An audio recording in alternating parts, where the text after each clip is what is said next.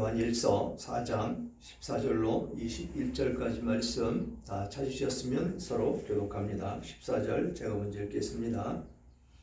아버지가 아들을 세상의 구주로 보내신 것을 우리가 보았고 또 증언하노니 누구든지 예수를 하나님의 아들이라 시인하면 하나님이 그의 안에 거하시고 그도 하나님 안에 거하시니라.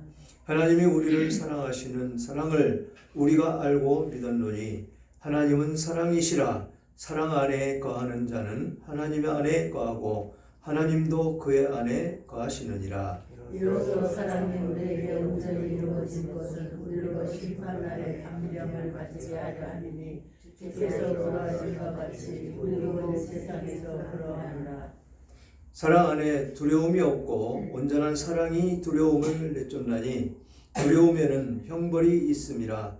두려워하는 자는 사랑 안에서 온전히 이루지 못하였느니라. 우리가 사랑하면 그가 먼저 우리를 사랑하셨으니라. 누구든지 하나님을 사랑하노라 하고 그의 형제를 미워하면 이는 거짓말하는 자니 보는 바 그 형제를 사랑하지 아니하는 자는 보지 못하는 바 하나님을 사랑할 수 없느니라.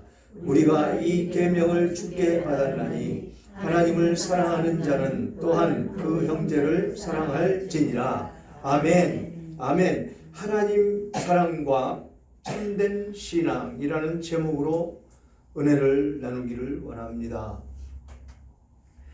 이제 사순절 세 번째 주를 맞고 있습니다. 사랑하는 여러분, 우리가 살아가는 이 인생살이에 삶의 흔적이 남습니다.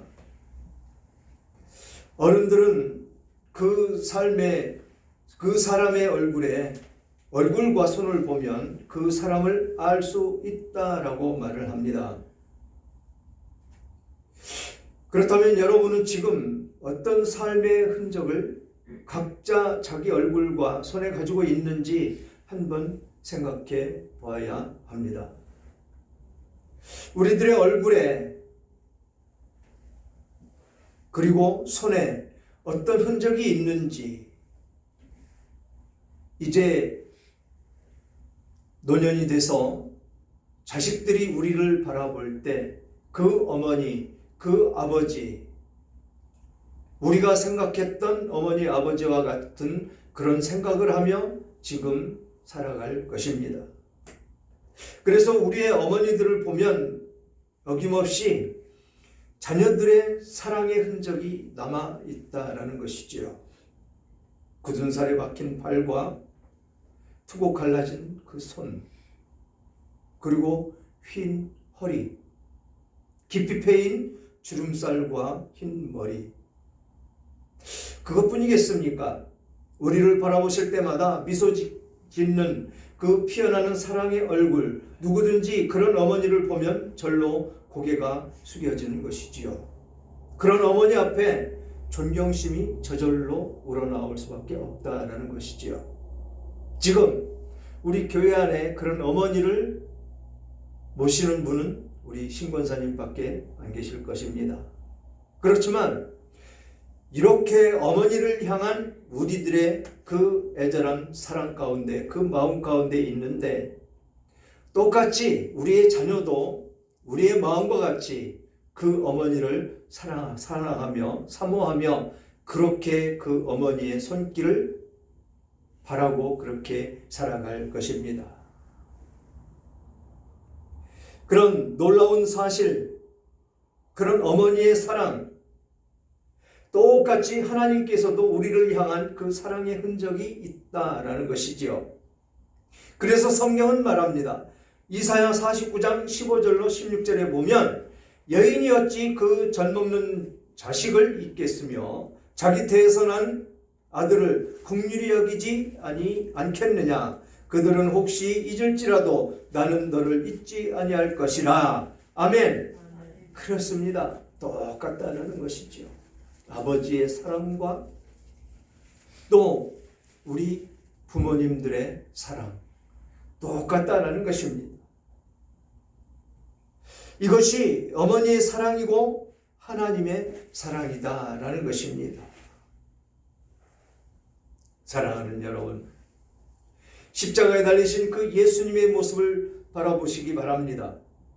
채찍으로 맞으신 그 예수님, 가시관을 쓰신 그 예수님, 양손과 발에 못 박히신 그 예수님, 그 예수님께서 십자가 위에 높이 달려서 계신 그 예수님을 바라보신다면 하나님의 그 참사랑을, 예수님의 그 거룩하신 그 사랑을 누구도 의심할 수가 없을 것입니다.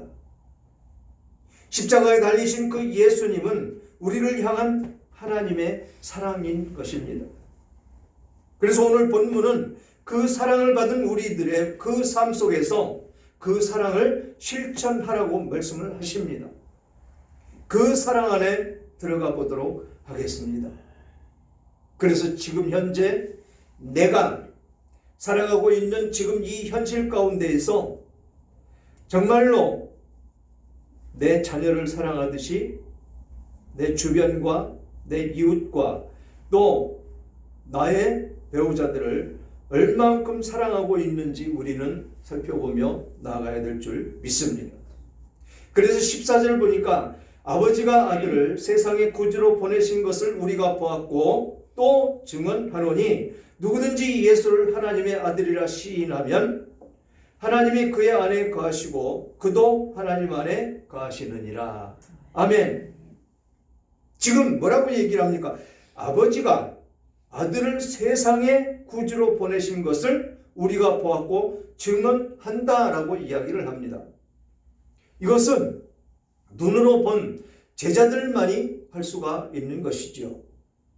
함께 사역하며 나아갔던 지금 이 요한일서를 쓴 사람이 누구라고요? 수제자 요한. 요한은 일거수일투족을 하나님과 함께 다니고 하나님께서 가르쳐 주셨고 하나님께서 복음을 증거해 주셨고 또 그분이 하늘에 계신 그 하나님께서 이 땅에 그 아들을 보내신 구주로 보내신 것 그것을 확실히 보고 느끼고 알았다라는 것입니다. 그것을 증언을 한다라고 이야기를 하죠. 왜 보내셨느냐라는 것입니다. 왜 보내셨을까요? 그것도 낮고 천한 인간의 몸을 입고 오신 그 예수님이 왜 오셨느냐라는 것입니다. 이 사순절에 가장 깊이 있게 우리가 묵상해야 될 그런 대목이다라는 것이지요. 우리는 그런 은혜를 받았다라는 것입니다. 어떤 은혜? 하나님의 사랑. 그 사랑을 받았기에 우리는 그 사랑을 전하며 증거하며 그렇게 살아야 된다라는 것입니다.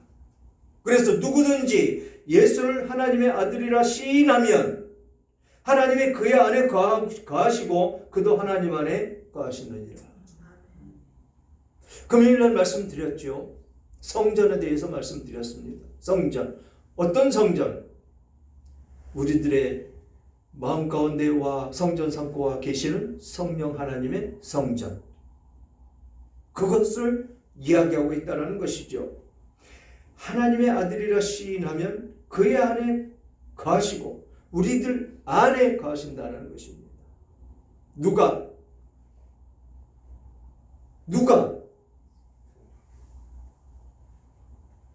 김범빈 집사님, 우리가 먼저 어떻게 했죠? 마음으로 믿고 입으로 시인하면 하나님의 자녀가 된다.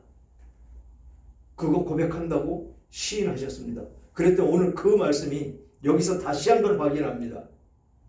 15절 한번 크게 읽어주실래요? 김범빈 집사님께서 15절. 누구든지 예수를 하나님의 아들이라 시인하면 하나님의 그의 안에 거하시고 그도 하나님 안에 거하느니라. 아멘. 아멘. 믿으십니까? 네. 아멘. 그렇지요. 바로 이렇게 하나님은 우리 안에 거하셔서 우리가 죽었던 그 영을 살려주셨다라는 것입니다. 그런데 그렇게 살려주시기 전까지는 그 예수님이 반드시 희생이 되어야 됐다라는 것이지요. 우리를 위해서 우리의 죄를 모두 짊어지시고 희생 제물이 되셔야 됐다라는 것입니다. 그것을 위해서 하나님은 그 아들을 세상의 구주로 보내셨다라고 말씀을 하고 있는 것이죠. 세상에 보내신 그 구주를 지금 사도 요한은 눈으로 보았고 또 본 것 그대로 증언을 한다라고 말씀을 하고 있다라는 것입니다. 그래서 누구든지 보지 않았어도 예수를 하나님의 아들이라 시인만 하면 하나님께서 그의 안에 들어와 계신다라는 것입니다. 그런데 우리 몸 안에 지금 거룩하신 그 하나님이 들어와 계시는데 내가 거룩한 삶을 살지 않으면 어떻게 되겠느냐라는 것이죠. 그 하나님의 사랑하시는 그 하나님이 내 안에 계신데 사랑이 내 안에서 울려 퍼져 나오지 않는다면 나는 무엇이 되겠느냐라는 것입니다. 그 말씀을 오늘 본문은 하고 계시다라는 것이죠. 사랑이 없는 사람, 사랑을 할 수 없는 사람은 어떤 사람인지 이제 말씀을 살펴보면서 알아볼 것입니다. 16절, 하나님이 우리를 사랑하시는 사랑을 우리가 알고 믿었노니 하나님은 사랑이시라. 사랑 안에 거하는 자는 하나님 안에 거하고 하나님도 그의 안에 거하시느니라. 우리 안에 거하신다라는 것입니다. 우리 안에 있다라는 것이죠. 거룩하신 분이 우리가 단절됐던 그 원죄가 해결이 되고 난 이후에 우리는 만인 제사장이라는 그 칭호를 받습니다. 구약시대 때에는 아무도 하나님께 나아갈 수가 없었습니다. 하나님께 나아가면 죽었습니다. 그래서 대제사장만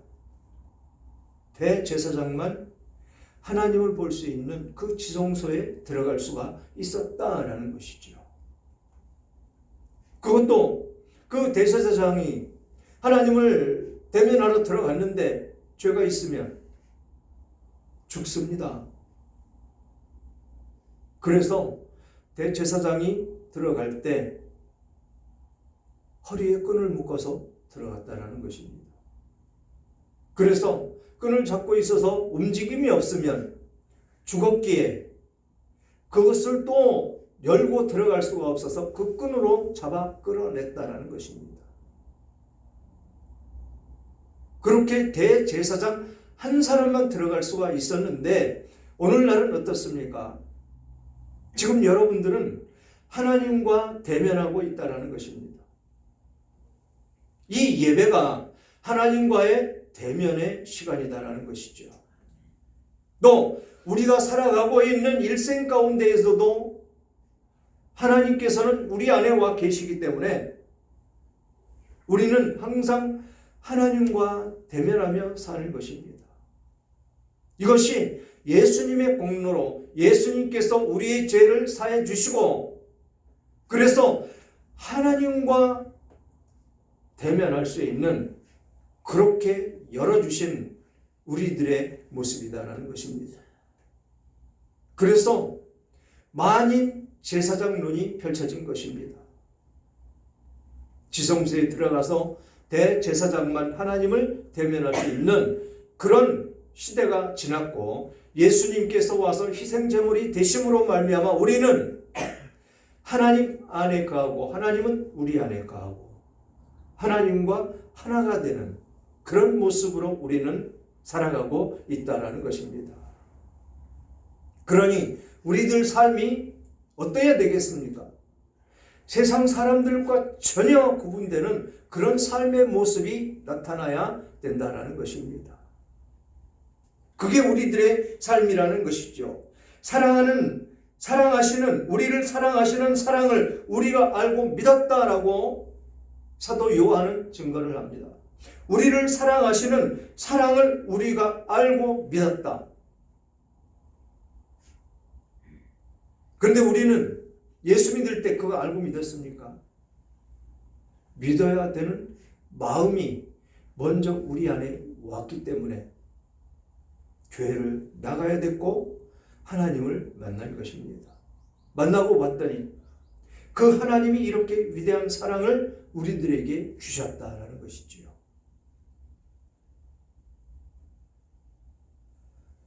세상 가운데 복음을 증거를 잘 해야 되는데, 진정 이런 하나님의 사랑을 전해야 되는데, 복받고 잘 먹고 잘 살고 출세하고 병 고침 받고 라고 전도를 하면 안 된다라는 것입니다. 물론 하나님께서 다 하십니다. 그것도. 그러나 중요한 것은 우리의 생명이라는 것이죠. 생명이 살아나는 것. 어제 날씨 바람 불고 엄청 추웠습니다. 정말로 오랜만에 교회 식구들이 다 나와서 전도하는 모습을 보았습니다. 엄청 추웠습니다. 손을 내놓고 장갑도 안 끼고 전도지 돌리고 그 모습을 보면서 야, 아직도 복음은 살아있구나 라는 생각을 하게 됐다는 것이죠. 그 추운 날씨에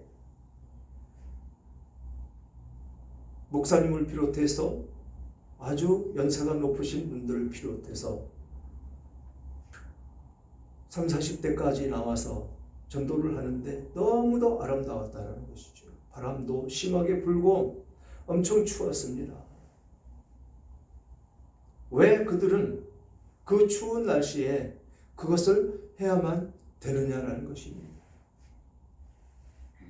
하나님께서 주신 사명이시기에, 복음을 널리 전하라고 주신 사명이시기에, 땅끝까지 이르러 내 증인이 되라고 하신 그 사명이시기에 그들은 추운 것도 잊어버리고 나와서 복음을 증거하고 있더라라는 것입니다. 바로 여기서 말씀하시는 하나님은 사랑이시라, 사랑 안에 거하는 자는 하나님 안에 거하고 하나님은 그의 안에 뭐라고 하셨죠? 거하시느니라. 그렇기에 그들은 힘든 줄 모르고 추운 줄 모르고 그렇게 복음을 증거하는 것입니다. 그 안에 하나님이 계시기에 그 사랑을 증거할 수 있어야 되기 때문에 억지로 해서는 되는 것이 아니다라는 것입니다. 물론 그 교회가 어떤 프로그램에 의해서 이제 전도를 해야 됩니다라는 어떤 슬로건을 내걸고 전도를 시작했을 것입니다. 그렇지만 진정한 마음에서 우러나오는 그 사랑이 없다면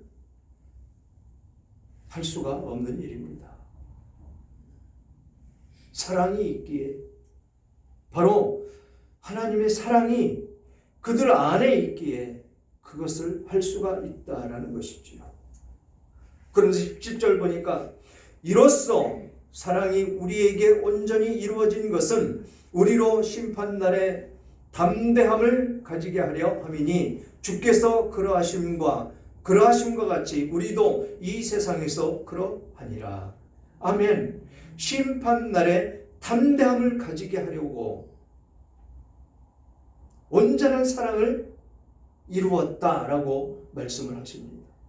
온전한 사랑, 이 사랑이 이루어져야 된다는 것이죠. 그래야 마지막 심판 때 우리는 담대함을 가질 수가 있다는 것입니다. 제가 말씀드렸죠. 병원 사역할 때 그 목숨이 끊어지는 그 순간까지 가장 두려워하는 사람들이 누구라고요? 교회 다니는 사람.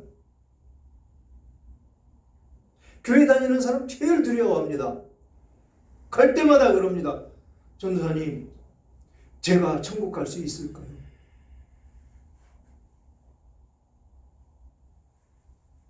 확신이 없다는 것이죠.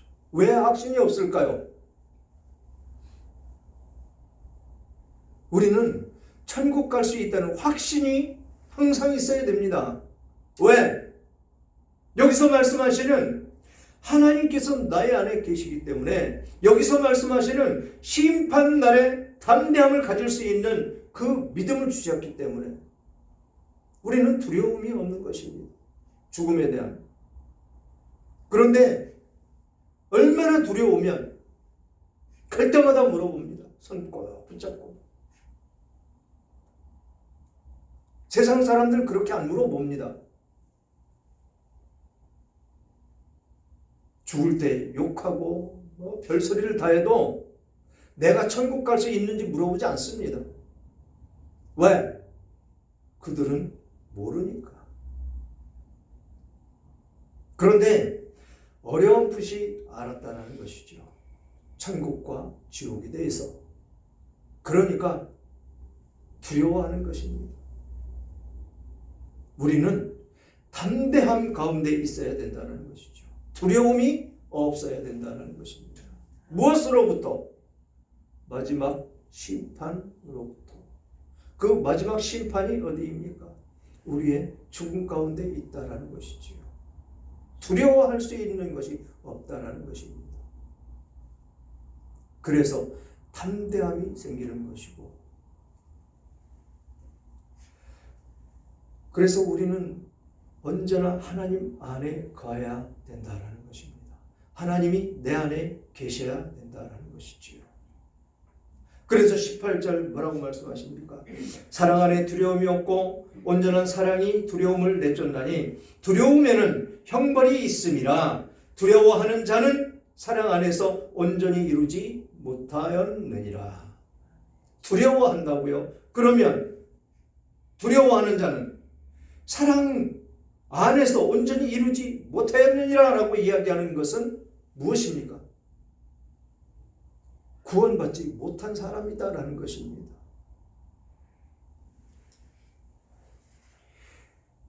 사랑 안에 있는 사람은 두려움이 없고 온전한 사랑이 두려움을 내쫓는다라는 것입니다.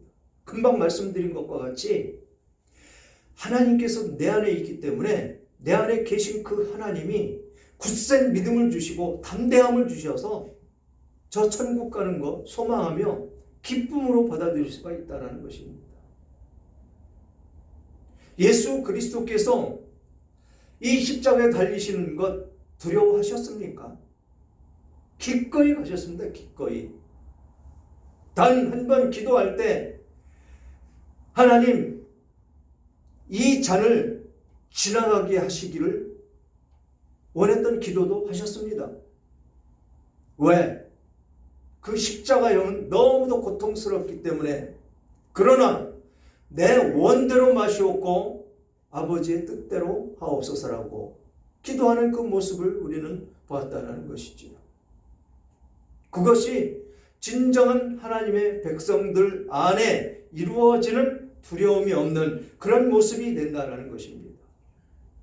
사랑 안에 두려움이 없다라고 말씀하시고 온전한 사랑이 두려움을 내쫓는다라는 것입니다. 그리고 두려움에는 형벌이 있다.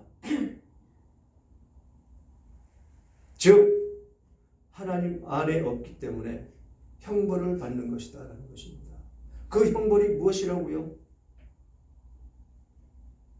지은 죄들이 너무 많기 때문에 지옥으로 가는 그 형벌, 그것이 있을 뿐이다 라고 이야기하고 있다는 것입니다. 그래서 19절에 우리가 사랑함은 그가 먼저 우리를 사랑하셨습니다. 우리는 사랑할 수 있는 마음이 우리들에게 생겼고 그 사랑을 실천하는 것은 하나님께서 우리를 먼저 사랑하셨다라는 것입니다. 그래서 우리도 하나님을 사랑할 수 있는 마음이 생겼다라는 것입니다. 그러면서 중요한 말씀 20절 다 같이 한번 하겠습니다. 20절 시작. 누구든지 하나님을 사랑하노라 하고 그 형제를 미워하면 이는 거짓말하는 자니 보는 바 그 형제를 사랑하지 아니하는 자는 보지 못하는 바 하나님을 사랑할 수 없느니라. 아멘. 그런데 우리는 서로가 서로를 사랑한다고 하면서 미움과 증오가 항상 있는 건 왜 그럴까요? 우리는 여기에서 이 말씀을 놓고 깊이 손을 마음에 올리고 생각해 봐야 됩니다. 누구든지 하나님을 사랑하노라고 형제를 미워하면 거짓말하는 것이다라는 것입니다. 위에서 말씀하신 두려움이 있는 그 삶에 속해져 있다라는 것이죠. 우리는 웃으면서 서로 사랑하면서 살기도 이 세상은 짧습니다. 제가 60년에 태어났는데 어느새 몇 살입니까? 눈 깜짝하니까 지나간 것 같습니다. 그리고 이렇게 나이를 먹고 보니까 1년 지나가는 것이 그렇게 쉽게 그렇게 지나가는지 모르겠습니다. 물론 저보다 위에 계신 분들은 더 그러시겠죠. 더욱 그러실 것입니다. 그런데 그렇게 짧은 그 시간 속에서 서로를 미워하고 서로를 증오하고 그렇게 살 수 있는 시간이 너무도 없더라는 것입니다. 사랑하면서 살기에도 시간은 너무 각박하더라는 것입니다. 너무 없습니다. 그 예수님은 항상 말씀하시죠. 불우한 이웃, 또 고아와 과부, 그들에게 선을 행하는 것이 누구에게 하는 것이라고요? 바로 예수님을 사랑하시는 것이라고 말씀을 하셨습니다. 우리는 그 사랑이 있는지 봐야 됩니다. 멀리 나갈 것도 없습니다. 우리 집안에서만 보자고요. 집안에서만. 서두에서 말씀드린 것 같이 자녀들, 참 생명과 같은 그 자녀들을 사랑합니다. 그런데 한 집안에 있는 두 사람은 어떤 모습이냐라는 것이죠. 진정한 사랑을 하며 살고 있는지 우리는 여기에서 숙연해지지 않을 수가 없는 것이지요. 거짓말하는 자니 보는 바 그 형제를 사랑하지 아니하는 자는 보지 못하는 바 하나님을 사랑할 수 없느니라. 그러니 어디서부터 시작이 돼야 된다고요? 제가 가끔 안병원에 신방을 갑니다. 나의 정말 생명의 은인과도 같은 시골에 계신 그 권사님 남편분이 치료를 받고 또 약을 받으러 오시는데 그곳에를 가지요. 그분이 저 생명과 같습니다. 반드시 갑니다. 근데 그분이 의처증이었습니다. 그래서 그 권사님은 어떤 남자와 말도 섞을 수가 없었고 편안히 어디에 갈 수도 없었습니다. 하도 보다 못해서 제가 그때 신학교 다닐 때죠. 그 집사님을 만나서 얘기를 했습니다. 뭐라고 했을까요? 교회 잘 다니시죠? 네, 잘 다닙니다. 하나님을 잘 믿으시고 하나님을 사랑하신다고 고백하시죠? 네, 그렇습니다. 보이지 않는 하나님은 사랑을 잘 하십니다. 예, 사랑합니다. 보이지 않는데 어떻게 사랑하세요? 하나님 보셨습니까? 말을 못합니다. 이 구절을 제가 읽어드리고 사랑이 어디서부터 시작이 돼야 되는 것입니까? 지금 평생을 몇십 년을 함께 살고 있는 권사님도 믿지 못하면서 보이지 않는 하나님을 믿는다고요? 이런 어불성설이 어디 있습니까? 말도 안 되는 이야기 하지 마십시오. 당신 마음속에 진정하게 지금까지 자식 낳아주고 함께 살았던 그 아내를 믿지 못하지 않습니까? 그러면서 보이지 않는 하나님을 사랑하고 그 하나님을 믿는다고요? 교회 가지 마십시오. 거짓 아닙니까? 거짓. 그런 거짓이 세상에 나와서는 거룩한 척, 교회 다닌다고 목에 힘주고 그러고 사는 것 아니겠습니까? 아주 신랄하게 말씀을 드렸습니다. 그랬더니 고개가 숙여지기 시작을 합니다. 좀 있으니까 어깨가 위아래로 막 흔들립니다. 그러더니 흐느끼는 소리가 그 나이 먹은 사람이 울기가 뭐하니까 그냥 흐느끼는데 제가 그랬습니다. 소리 내십시오. 괜찮습니다. 누가 뭐라고 하는 사람 없으니까 소리 내서 우십시오. 우리는 그렇게 사랑하고 있지 않은지 살펴봐야 된다는 것이지요. 그 뒤로 그 권사님을 그렇게 그림자같이 쫓아다니더니 완전히 사라졌습니다. 하나님을 만난 것입니다. 진정한 하나님을 만나서 하나님을 사랑하기에 내 아내를 그렇게 사랑하는 그 모습으로 바뀌었다는 것입니다. 어떻게 해야 바뀐다고요? 앞에서 말씀드린 그 하나님이 그의 아내, 그는 하나님 안에 그렇게 들어가니까 온전한 사랑이 이루어지더라라는 것입니다. 바로 사랑은 거기서부터 시작이 되는 것입니다. 그렇지 않으면 보지도 않고 했던 그 하나님 사랑을 할 수가 없는 것입니다. 그래서 여기에서 보지 못하는 바 하나님을 사랑할 수 없느니라라고 꼭 집어서 말씀을 하십니다.